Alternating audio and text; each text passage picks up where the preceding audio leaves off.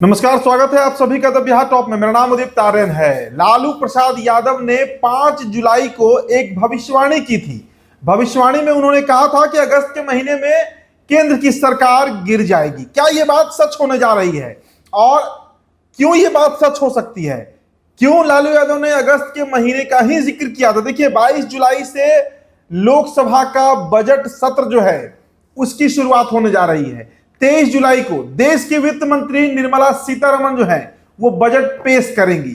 12 अगस्त तक ये सत्र चलेगा।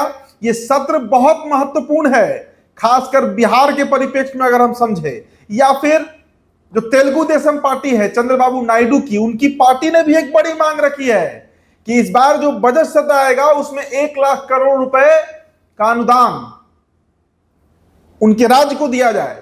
लेकिन उससे भी बड़ी मांग तो बिहार ने रखी है। देखिए, 29 जून को जो राष्ट्र कार्यकारिणी की बैठक हुई थी दिल्ली में जेडीयू की, उसमें बिहार को विशेष राज्य का दर्जा मिले, इसके लिए प्रस्ताव पारित किया गया था। अब देखिए, जदयू की तरफ से जो प्रेशर पॉलिटिक्स होता है, दबाव की राजनीति होती है, उसकी शुरुआत कर दी गई है। अशोक चौधरी, जदयू के दिग्गज, बिहार सरकार के मंत्री, उन्होंने एक बड़ा बयान दिया है। विजय चौधरी, जदयू के एक और दिग्गज, नीतीश कुमार के बेहद करीबी और बिहार सरकार के मंत्री, इन नेताओं के बयान को जरा आप गौर करिए। कल यानी बुधवार को अशोक चौधरी ने कहा कि बिहार को किसी भी कीमत पर, at any cost, Bihar should get status of special status, मतलब विशेष राज्य का दर्जा जो है वो बिहार को मिलना चाहिए। और अगर विशेष राज्य का दर्जा नहीं मिलता है तो कम से कम विशेष पैकेज तो मिलना ही चाहिए। बात करें विजय चौधरी की, उन्होंने भी कहा कि किसी भी कीमत पर हम बिहार को विशेष राज्य का दर्जा दिलाएंगे, हमारा ये कमिटमेंट है और इसके लिए बीजेपी से हमारी बातचीत हो चुकी है। उन्होंने भी वही बात कहा कि अगर स्पेशल स्टेटस नहीं मिलता है तो फिर कम से कम स्पेशल पैकेज, एक बड़ा राशि जो है वो बिहार को मिलना चाहिए। बिहार एक पिछड़ा राज्य है, बेरोजगारी, पलायन यहां का बहुत बड़ा मुद्दा है। आज तक बिहार में बड़े बड़े उद्योग नहीं लग पाए, इंडस्ट्रीज नहीं लग पाए, एमएनसीज नहीं आ पाई, और इसके पीछे जो बड़ा कारण है वो धनराशि का होता है। बिहार जो टैक्स भर रहा है, जो सेंट्रल गवर्नमेंट को दे रहा है, उस पर रिलैक्सेशन चाहिए, जीएसटी पर रिलैक्सेशन चाहिए। तो धीरे धीरे अब जदयू जो है, क्योंकि देखिए 22 तारीख से बजट सत्र है, जैसा मैंने बताया कि 23 जुलाई को निर्मला सीतारमण इस देश का बजट पेश करने जा रही हैं, और वो मोदी 3 गवर्नमेंट जो है, नरेंद्र मोदी का जो तीसरा गवर्नमेंट बना है, उसका पहला बजट सत्र है। तो नीतीश कुमार कतई नहीं चाहते हैं कि इस बार वो चूक जाएं, और इसके पीछे कई कारण है। देखिए, ये जो हड़बड़ी दिख रही है खासकर नीतीश कुमार के अंदर, वो हड़बड़ी क्यों है?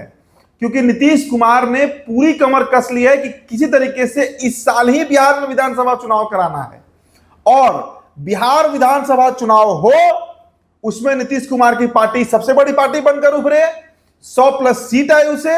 इसके लिए नीतीश कुमार बिहार की जनता को यह दिखाना चाहते हैं, यह बताना चाहते हैं कि हमने बिहार को विशेष राज्य का दर्जा दिला दिया, नहीं तो विशेष राज्य का पैकेज दिला दिया, और अगर कुछ भी ना दिला पाया तो कम से कम हमने प्रयास जरूर किया। बीजेपी ने दगा दे दिया। बीजेपी नहीं चाहती है कि बिहार को विशेष राज्य का दर्जा मिले। लेकिन इन सब से इस तरह का और चर्चा है कि अगर बिहार को विशेष राज्य का दर्जा नहीं मिलता है तब क्या होगा? क्या Nitish Kumar continue with the same form, with the same government?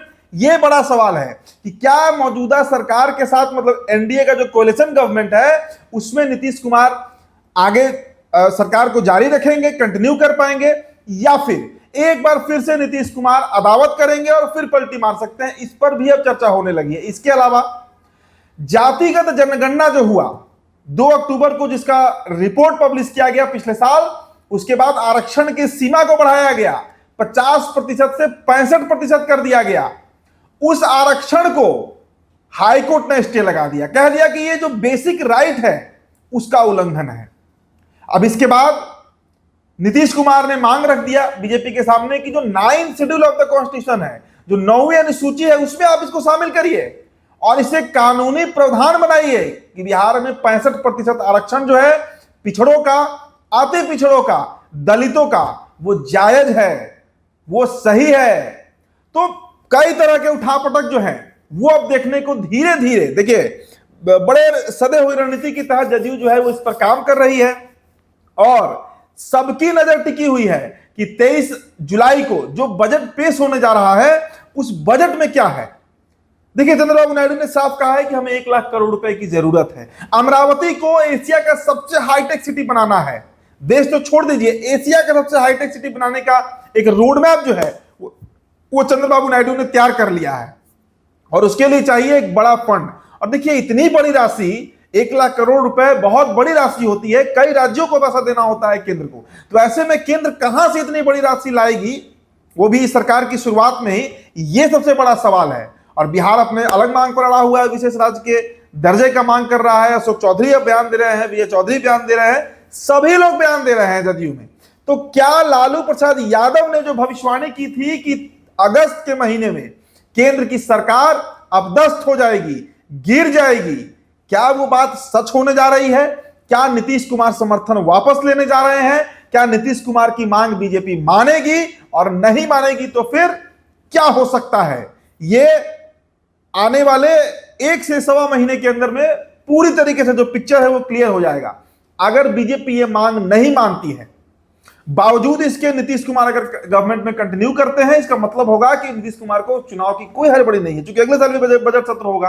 तब हो सकता है बीजेपी से वो मांगे और बीजेपी उन्हें दे, मतलब बिहार को मिले विशेष राज्य का दर्जा या विशेष पैकेज मिल जाए। और अगर नीतीश कुमार अपना समर्थन वापस लेते हैं तो इसका क्लियर कट मतलब होगा कि बिहार जो है वो धीरे धीरे इस साल ही विधानसभा चुनाव की तरफ आगे बढ़ रहा है।